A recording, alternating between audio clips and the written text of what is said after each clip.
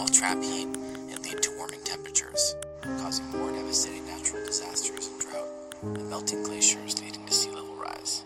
According to the August 2021 UN Climate Report, the average global temperature has already been predicted to soon reach an increase of 1.5 degrees Celsius, only stopping there if countries make immediate, large-scale reductions. But do we have a clear picture of the world's emissions? The UN has asked countries across the globe to report greenhouse emissions within their countries to the UN, and they put that in a centralized database. We developed a model which would present 2019 numbers for countries that didn't report data from that year.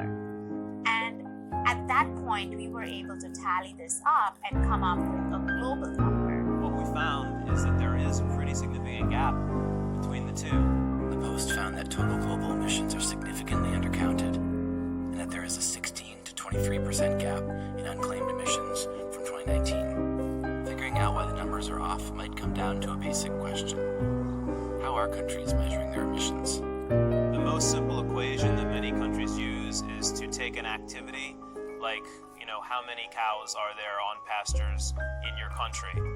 That would be your activity data, and then multiply it by what's called an emissions factor. So per cow, we think that this much methane is belched into the air in a year.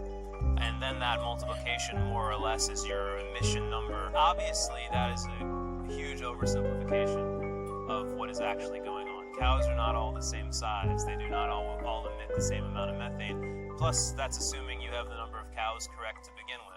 So this is the process by which a lot of errors inevitably get introduced. The alternative to using the UN's ground-up method is the top-down model, which uses satellite data. Scientists can now take satellite measurements of emissions over a territory of at least a large country, or atmospheric measurements, or both, and run them through a computer simulation and attribute where they came from. One of the drawbacks of that method is that it doesn't help capture every country, every small nation across the globe. And that's one of the biggest challenges that we faced in trying to find a global number.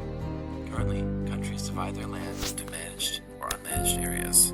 Land gets divided in the UN system into forest, grassland, cropland, settlements. Those are cities. A lot of countries claim that the managed area is sucking a lot of carbon out of the air rather than emitting it, and so that can then be applied to lower the total emissions.